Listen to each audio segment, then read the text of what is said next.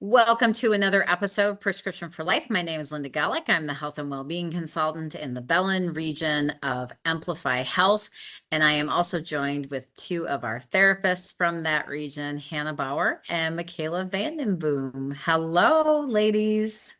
Hello. Good to see you. How are you doing? Good. How are you? I'm good. I'm good. All right. Well, since we are becoming Amplify Health, we wanted to talk a little bit more today on empathy.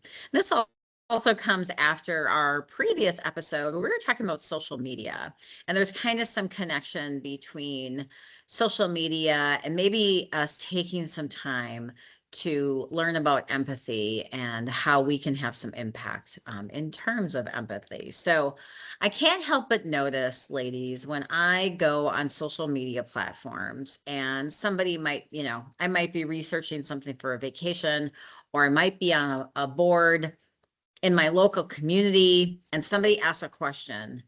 I can't help but notice the amount of negative comments that tend to come to the surface. So let's start there. Why do you think people tend to do that? Why do they put these comments online that are not very helpful and mean and rude and all of those things? Like, where is that coming from? Michaela? Michaela, you want to go? Put me on the spot. You guys did the last conversation. I can go first if you'd like. Yes, please. Okay. Well, I think especially when you think about social media, right? Like social media is a tool. I don't think everyone has the skills to be able to use that tool very well. And again, like what we present on social media, what anyone presents, it's not necessarily the best place to be vulnerable or to make a mistake because it's a lot of comparison and people want to feel good. Social media, again, is not the place to do that, not the place to look for like positive feedback because they're immediately going to compare. They're immediately going to be like, well, you should have done this and you should have done that, or they did this terribly. There's really no room for people to be human on social media because it's not real. And I don't think that people are making that connection because a lot of the comments that we see, like, they're so unnecessary. They don't add anything to the experience. They're not helpful. They're not educational. They're not even like critical. They're just mean. And I think, again, people forget that they have a choice to just not like something and keep it to themselves. And we also put ourselves in a position too where we're trying to fix, right? Or most people that are providing those negative comments are going to be in the position of you wouldn't be in this situation if you did XYZ differently. Or giving that person the space to just feel whatever they're feeling. Your worst day and your worst experience is going to be different to everybody else, and that's okay. But to the consumers and the other people that are providing the negative feedback, it's not. Right. Yeah. I think you said something really poignant. The idea that social media isn't the place to search for positive feedback. If you are looking to get approval, get uplifted in some way, get valued in some way, social media really isn't the place to do that. And so why is it not the place to do that? And then where should people go instead to be valued and to get some positivity? So I think it's hard because we want to go where there are people, right? And a lot of people use social media, and we have this mentality that, like, if I'm searching for something, I would give that to somebody if they came to me. So we hope that people are going to be responding to us in that way. But that's the people that comment are the people that are going to say something negative, right? The people that wish you well, like they're quiet, right? Or the people that are like, oh, that's really hard. I can't imagine going through that. Like they don't necessarily write that. They think it, the sentiment's there. It's just not everyone is going to be outgoing enough to post or reply or respond in some way, and it puts a lot on the expectations that you have of other people that you don't even really know. So I think that it's dangerous because you don't know what you're going to get. You don't really know these people. And again, with the comparison, if you're having like Michaela said, your worst day, someone else is going to be like, well, that can't be that bad because my worst day was this. So I don't know why you're Mhm. complaining. It's not a soft place to land. If anything, like first you got to reflect with ourselves. We have to be able to get that approval and that encouragement and that Mhm. acceptance from ourselves. We have to be nice to ourselves. We have to be able to start there. And once we can do that, we can recognize, well, like who really has my back, right? Like who really is in this for me and knows me. It's probably a close friend, or I mean, sometimes it's a neighbor, it's someone that you maybe wouldn't expect, but it's most likely someone in real life that you can see and you can talk to. Yeah, you might connect on social media, but that's not the main focus of the friendship. Or looking at somebody that you really have a close connection with to share either those really awesome wins with or those Yeah. really low lows, because those are the people that are going to hear you out, give you the feedback, but also probably check in with you more consistently to either see Mhm. how your progress is or how you're holding up down the road. Yeah. I think sometimes it's like you're looking for that feedback so quickly that you don't really realize like, oh, I'm gonna need more support Right. as life continues. Mhm. Yeah. Yeah, definitely. Definitely. So let's talk about empathy as an emotion. Let's talk about what it is and talk about what the ideal state of empathy really looks like. Because to me, it is probably one of our boy, if you can be a human being with the skill of empathy, you are going to impact some people, and you're going to impact yourself. So let's start with what is empathy kind of defined as? Like what is empathy for people that are like, oh, I'm not sure what the difference is with empathy and sympathy and those types of things. So how would you all define empathy? I I define it as just like, having compassion, seeing someone as human, like having this level of engagement with limits, Mhm. right? Like being able to put yourself in someone else's shoes, but also not going so far as to try to fix everything. Right. It's just being Mhm. able to see someone else's human experience as being a human experience and appreciating it just as that. And What do you think, Michaela? being able to understand those emotions without necessarily having that experience too, Yeah. right? Like Yeah. we can be in a position where like, oh man, I really understand that this situation is heart-wrenching or terrible for Hmm. you, and I can't imagine what you're going through because I haven't been there, but I can Right. understand the depth of what you're feeling is Yeah. significant. Hmm. So when we are able to show empathy to another person, whether it be a coworker or a friend or a child, what does that do to that relationship? I mean, I think you could say, I mean, for sure, it allows the person in need of that empathy and that just like validation, like that they're seen, Mhm. right? That everything that they're feeling, even if it doesn't make sense, is valid. And of course, that's great for a relationship, whatever the nature of that relationship may be, just seeing someone else as they are and accepting them it's important in every way. Mhm.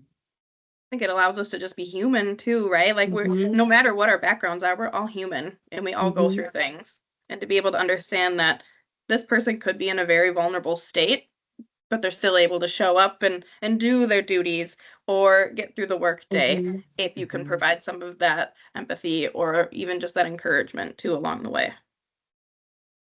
Yeah.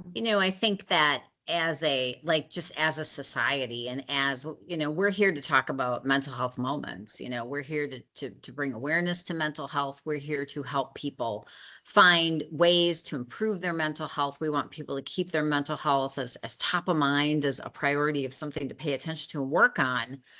I feel like when we really try to practice empathy, we potentially can really help somebody that might be struggling. Really addressing somebody that's having a terrible, terrible day, and they just think they are so alone and the world is against them. And in that moment, we just say, wow, that sounds really hard.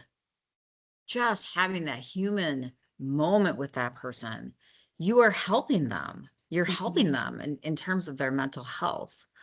I know we need to do that for ourselves. I know we need to, be proactive and seek help when we need help. But gosh, if we all could just, up the dose of empathy a little bit more, every day, how different would our world become?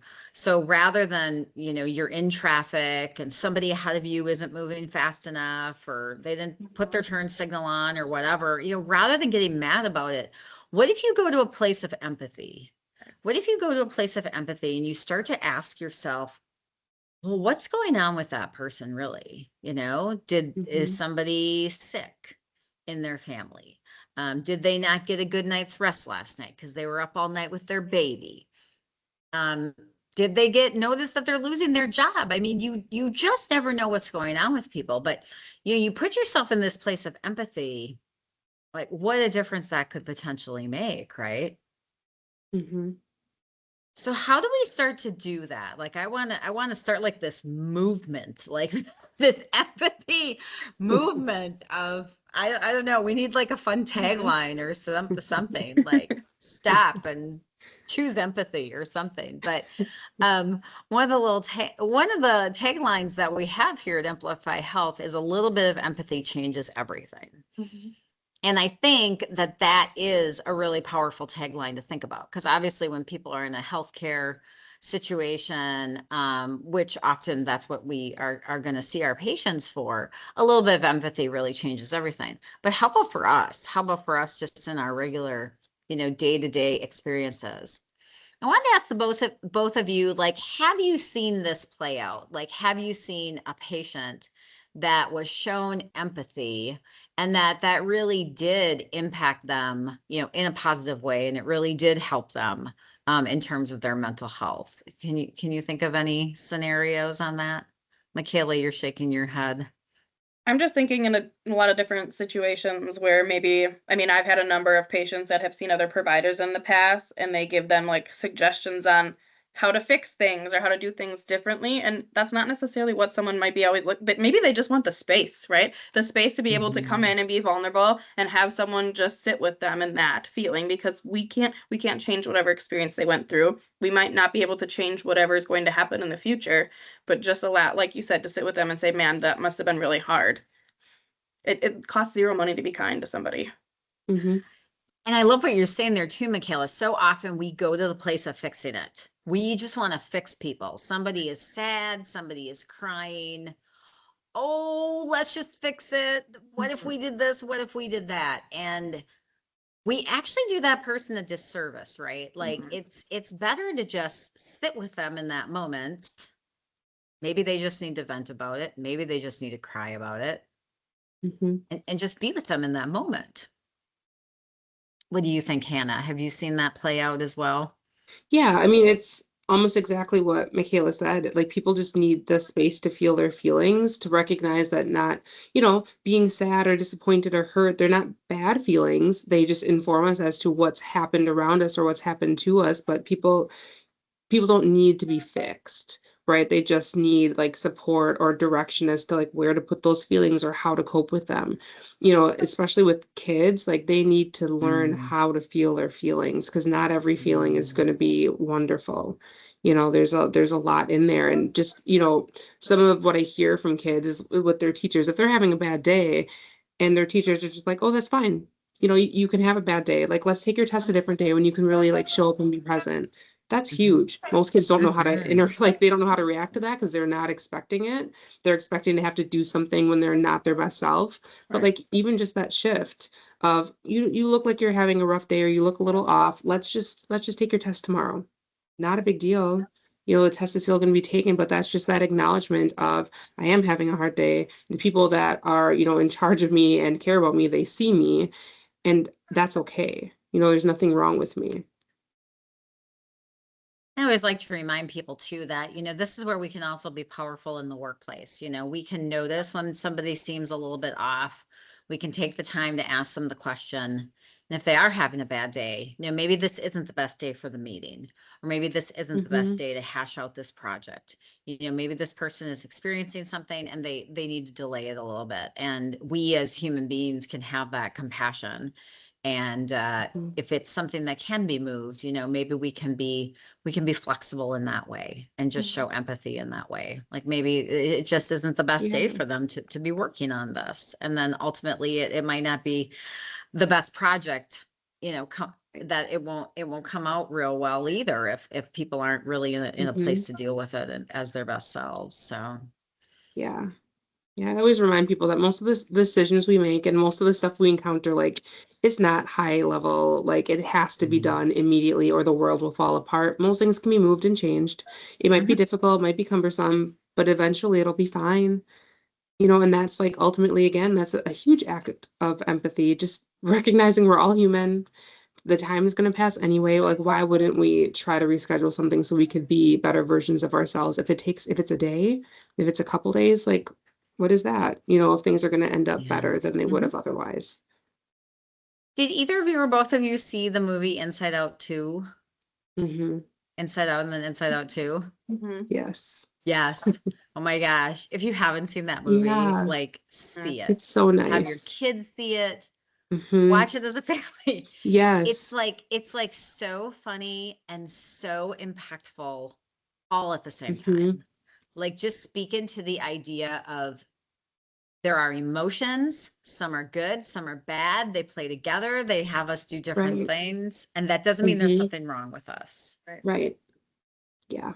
Yeah. Super cute movie. Really, really well done. Yes. It's a little plug for Pixar or Disney or whoever. Oh, well, ladies, it's always so great to talk to you. Thank you so much for helping us explore empathy today. Just some great reminders for all of us. Here in the Midwest, it's winter time. It's dark, it's cold. People are a little bit, crabby. So show a little empathy today. Show a little empathy today and make a difference for that person. And so thank you for tuning in today. Thank you, Hannah and Michaela, for being with us. And please like, subscribe, share this podcast, and we'll see you next time. Thanks, everyone.